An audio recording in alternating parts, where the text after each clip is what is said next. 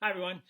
It's Monday, April 20th. It's great to be with you today. Hope you had a great Sunday yesterday. Hope you're able to join us in worship, either in person or online.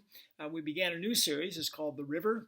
And every Sunday, and I'll talk about this a little later towards the end of our time today, but every Sunday we're going to give you the foundation to be able to begin to explore the book of Acts yourself.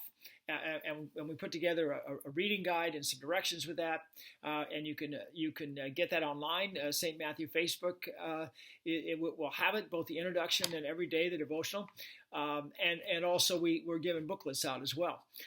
And so this is a springboard in a sense from Easter. When we talked about Easter, is meant not to be a dead thing, kind of a little box that doesn't have anything.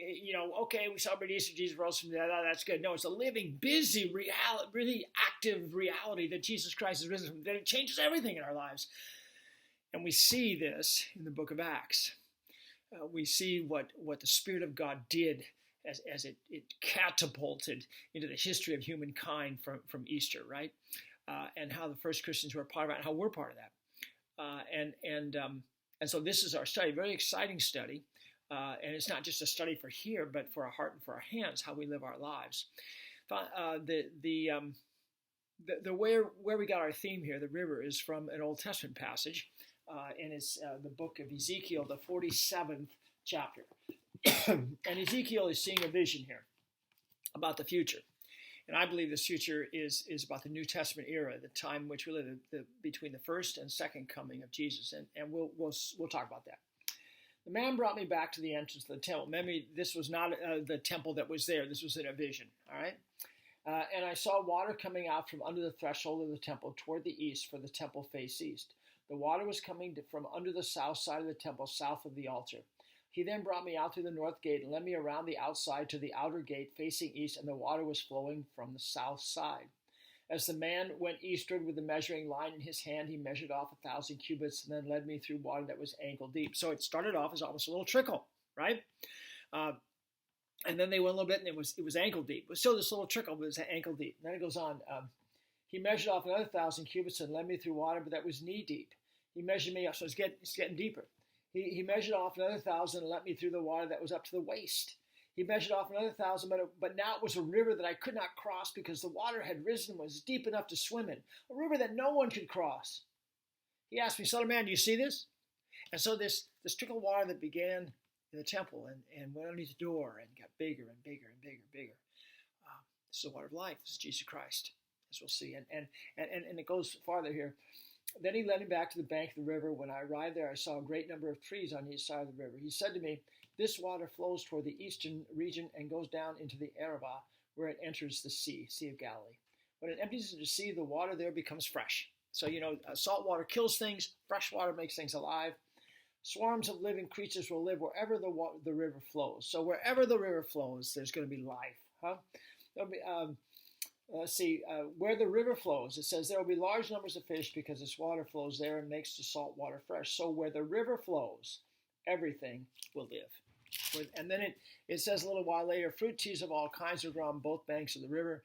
Their leaves will not wither, nor will their fruit fail. Every month they will bear because the water from the sanctuary flows to them. Their fruit will serve for food and their leaves for healing. And so, and if you go to Revelation, the 22nd chapter, you see something similar, right? And so this is a picture then, a vision of this time which we live. It is this time when the water of life is flowing into every nation of the world, right? And it began with Jesus. He said, "Destroy this temple, and in 3 days I will make it come alive." And he was talking about, I will rebuild it, rather, right? And he was talking about his body. That's what it says. He was talking about the body as his temple. And so Jesus is the ultimate temple from which the water of life flows. When he died on the cross and the soldiers stuck his spear in him, in the same book that we have this quote of "Destroy this temple, and in 3 days I will raise it up." In the same book, right, you have this, he sticks his spear into Jesus' side, and water and blood come out. And so you have this visual almost. Here is where the flood starts. Here's where the river starts. And so throughout the New Testament, is this time which we live, and into finally when Jesus comes in all of his glory. In the book of Hebrews, first chapter, the very first verse says, "In many and various ways, God spoke to his people of old by the prophets, but now, in these last days, he has spoken to us by his Son." And so this vision that Ezekiel has is the time in which you are living, you and I. The Bible calls in these last days, in these end times, again and again, these end times. This is the time we live in when the good news of Jesus is taken into the whole world. The continuing work of Jesus, the flow of the water of life into all the world, and you're a part of that. Easter, right, is both the end and the beginning in a sense, and so we're a part of that. And throughout this study of Acts, we're going to ask ourselves questions about how do we fit into this? What does this teach us?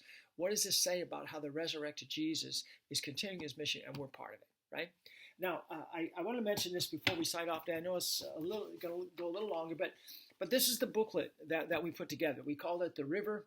It's a sermon series in the first 15 chapters of Acts, right? The first couple pages, it kind of explains things, and it also gives you explanation to the helps that we put together for you. We put together 3 different helps, all of which elucidate open questions. Open questions are questions there's no right answer. I mean, we're not looking for who is in Grant's grave, right? We're not looking for that type of answer, but rather these open questions. What is God saying to you here? That type of thing. And there's, we call the 1-2 punch. What is God showing me in this reading? What am I learning? And what am I going to do about it? That's the second thing. What am I going to do about it? And then junk, joy, and Jesus. The junk is what's broken in my life, or what's broken in this reading. What joy do I see here that I can apply to my life as well? And where is Jesus in this reading? Where is his life? And where can I take this in the lives of others? And by the way, this is all online. If you didn't pick up a booklet, okay. But I just wanted to mention this. And then the mission. The idea here is we see and I'll talk about this tomorrow a little more. We see the ongoing mission of Jesus first beginning in Acts after he ascended into heaven, right? And we've looked at Jesus and said that what he did in his mission was he shared life. He preached the good news of Jesus, right? The good news of the kingdom. He shared life. He created friendships. He had his 3 and his 12 and the 72 and the crowds, right? He connected in relationship. And then he inspired hope. He went out and touched people with his love and healing. And that's how we want to live our lives. We want to live like Jesus did. So in these readings, then, we ask you, okay, here's some other open questions. Where do you see these things in the readings? And how can you emulate them in your life? So we divide up these readings. The first few of them, they set things up. So there's not only a reading of Acts, but there's other readings that kind of help you set it up. But then the last 3/4 of it is simply from the book of Acts, kind of inviting you to work through these things and look at these questions and see what it means in your life. And then what we really suggest, there's 5 devotions every week, is using that 6th day to come together, maybe with your family, maybe with a couple other friends. Maybe if you got a life group, that'd be great, or maybe just a life group during this time. I know we're going to do one on Wednesday for anybody who's here from 7 to 8:15. I'm going to lead it. Pastor Nathan's going to lead it. So and then you can discuss it amongst ourselves, huh? And we can pray about them and the like. And then on Sunday again, we set it up for the following week. We give you a foundation as you go forward for the following week. So it's a really exciting time for me. It's not just a series on Sunday, but it's something to focus on every day in the next 7 weeks. And I hope and pray that you'll go on this journey with us. Certainly be here in worship or online or hearing the message another way, grabbing a book or being online with it as God leads you, and wrestling with these questions a little bit, because Jesus said, "Blessed is the one that hears my words and puts them into practice," and that's what we're going to look to do in this Easter reality, this living, ongoing Easter reality. Jesus Christ is risen from the dead. He'll never leave us nor forsake us. He's with us always, and we're on mission with him. Would you pray with me? Dearest Jesus, We thank you. We thank you that we're alive in you.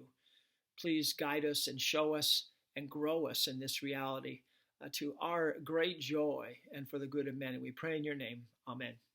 All right, we'll see you tomorrow. May God be with you. Bye-bye.